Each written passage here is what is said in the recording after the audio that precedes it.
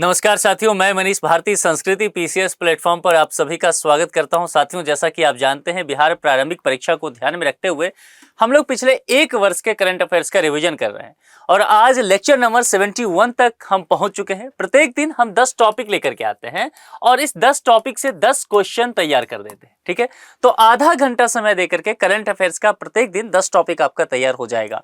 71 lecture तक पहुंच चुके हैं, इसका मतलब 710 टॉपिक आज मिलाकर के आप कर लेंगे करंट अफेयर्स का। तो ये पूरा लेक्चर देखने के बाद ना दरअसल आपके पास रह नहीं जाएगा करंट अफेयर्स का कुछ भी।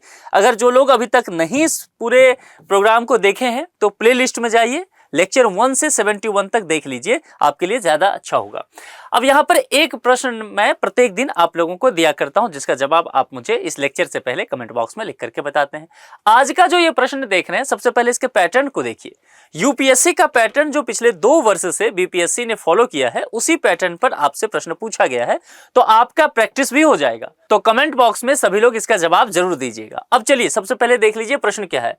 वुड के 1854 के प्रेषण के संबंध में निम्नलिखित कथनों पर विचार कीजिए। और यहां पर तुरंत विचार नहीं करना है, यहां आना है कि यहां पूछा गया कथन सही है। कई बार सही नहीं है लिखा रहेगा, तो ध्यान से सही है। अब हम इसको देखेंगे। इसने उच्च अध्ययन के लिए शिक्षा के माध्यम के रूप में अंग्रेजी की सिफारिश की। पहला स्टेटमेंट आपको देखना होगा कि क्या स्टेटमेंट गलत है या सही है। दूसरा, इसने महिला शिक्षा और व्यावसायिक प्रशिक्षण पर जोर दिया। यह भी देखना होगा कि गलत है या सही।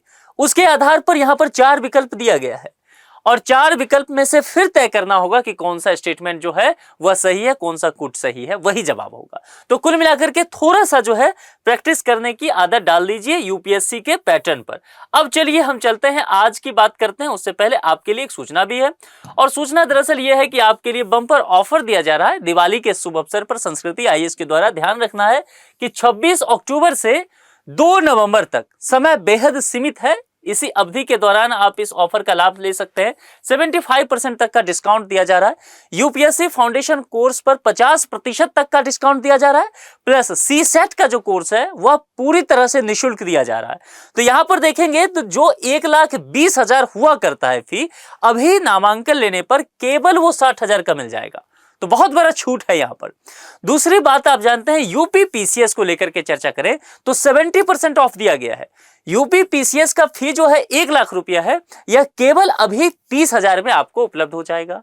इसके अलावा यहां पर देखेंगे ऑनलाइन, लाइव, उसके बाद pen drive course, DLP courses, इन सभी पर 75% तक का डिस्काउंट दिया गया है।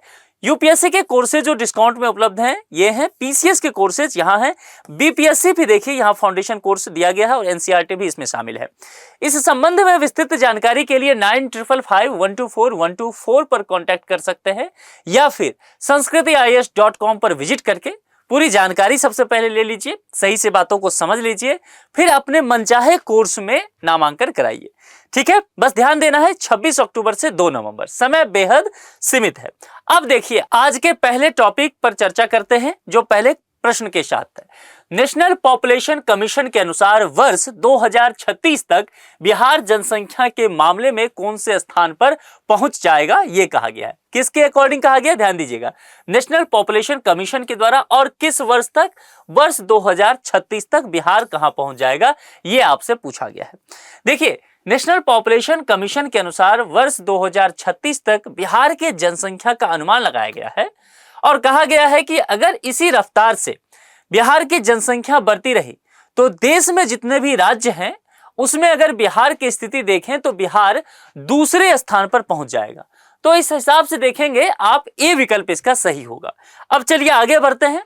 पटना का संजय गांधी चिड़ियाघर गैंडे और जिराफ के प्रजनन के मामले में देश में कौन से स्थान पर है, यह आपसे पूछा गया है। आप जानते हैं संजय गांधी जैविक उद्यान, संजय गांधी बायोलॉजिकल पार्क पटना में पड़ता है। तो यहां पर चिड़ियाघर में गैंडे और जिराफ के प्रजनन के मामले में अगर इस चिड़ियाघर की स्थिति अगर देखेंगे, पटना चिड़ियाघर की स्थिति, तो यह पहले स्थान पर आता है। ठीक है, तो बी विकल्प के साथ आपको जाना पड़ेगा। बहुत इंपॉर्टेंट है, चूंकि पहला नंबर इसका है, इसीलिए यहां से प्रश्न आ सकता है।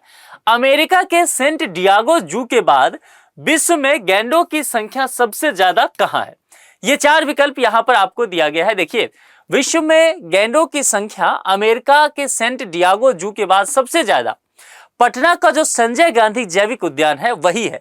इसीलिए ये प्रश्न जो है आपके लिए ज्यादा महत्वपूर्ण होने वाला है, इसको 3 स्टार में लगाइए। इन्वायरमेंट सेक्शन में जो टॉपिक पूछे जाते हैं वहां पर जाकर के ये टॉपिक फिट बैठेगा। आगे बढ़ते हैं। निम्नलिखित में से किस चिड़ियाघर ने पटना के चिड़ियाघर को गैंडों के बदले 15 करोड़ रुपए और पक्षी देने का प्रस्ताव दिया है? अगेन इंपॉर्टेंट है ना। 3 स्टार। इन्वायरमेंट वाले टॉपिक के लिए सब इन्वायरमेंट जरूरी हो जाएगा। देखिएगा, देखिए रिलायंस जू पार्क ने पटना चिड़ियाघर को एक समझौता के तहत ये कहा है कि यदि आप हमें गैंडे देते हैं तो इसके बदले में हम आपको 15 करोड़ रुपया देंगे और कुछ पक्षी देने का भी प्रस्ताव किया गया है। मैंने पहले भी बताया पटना चिड़ियाघर के पास गैंडों की संख्या बहुत है, तो यहां पर ये बातें जो है की गई है डील रिलायंस जू पार्क के साथ। ठीक है, आगे बढ़ जाते हैं। निम्नलिखित में से किस राज्य ने मोबाइल लोक अदालत को हर जिले में लगाने का निर्णय लिया है? मोबाइल लोक अदालत की चर्चा की गई है, यहां पर ध्यान रखना है। देखिए, राज्य विधिक सेवा प्राधिकरण के तत्वाधान में बिहार राज्य ने हर जिले में मोबाइल लोक अदालत लगाने का निर्णय लिया है। तो यहां पर एक बात ध्यान दीजिएगा, निश्चित तौर पर चूंकि बिहार स्पेशल करंट हम देख रहे हैं, आप यहां जवाब तुरंत निकाल ले जाएंगे कि ए विकल्प है, बिहार ही होने वाला है। लेकिन इतना से काम नहीं चलेगा।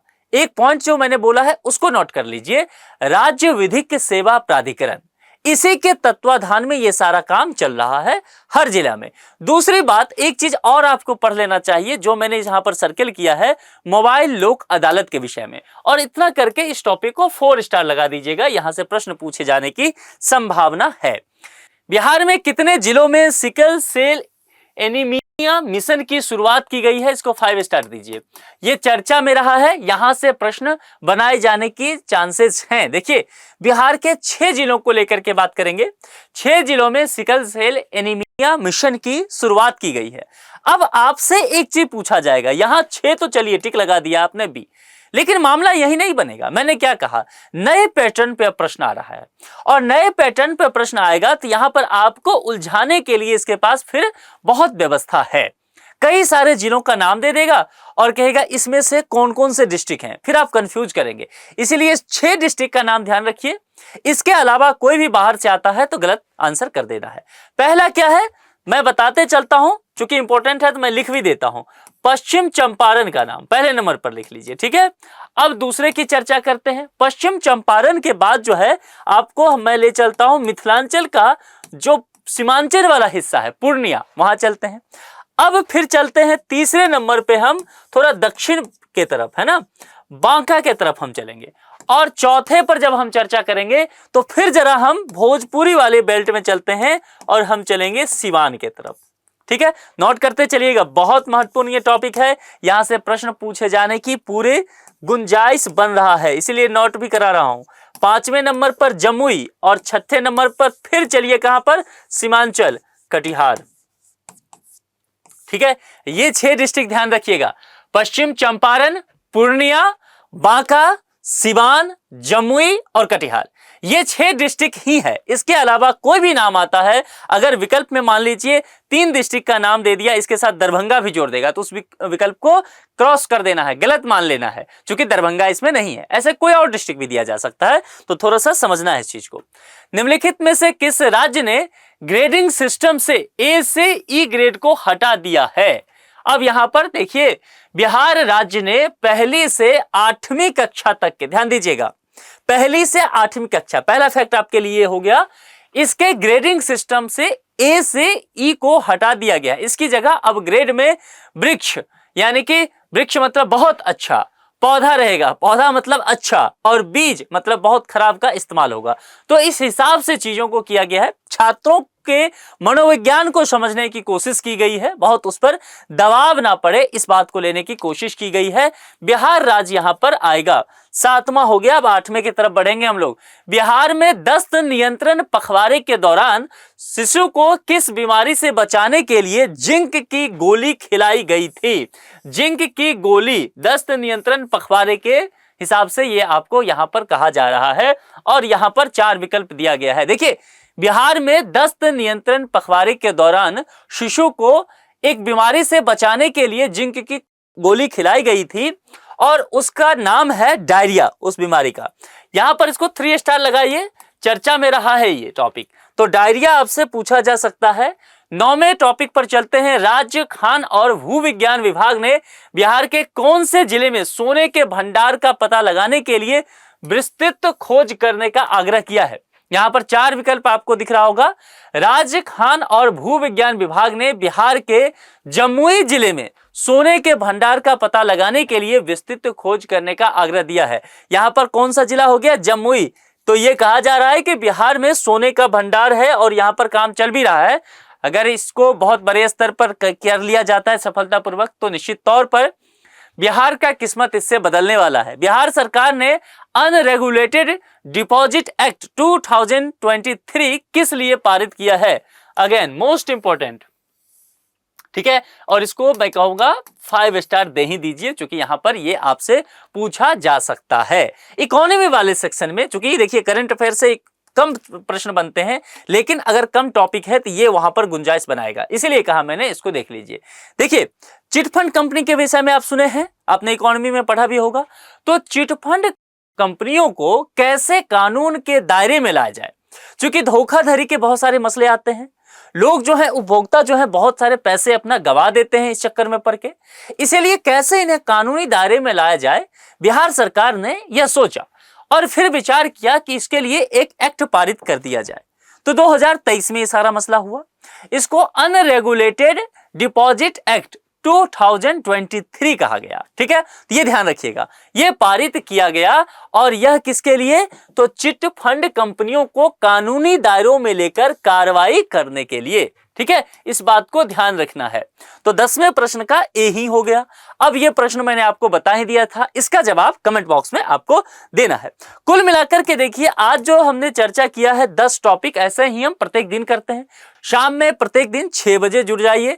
जो लोग नए हैं पहले ही बता चुका हूं, प्लेलिस्ट में जाइए, पुराने सारे वीडियो देख लीजिए। इससे बाहर करंट अफेयर्स बीपीएससी में नहीं आएगा, तो पूरी तैयारी आपकी हो जाएगी। चलिए कल फिर मुलाकात करते हैं। अपना बेहद ख्याल रखिए। बहुत बहुत शुक्रिया।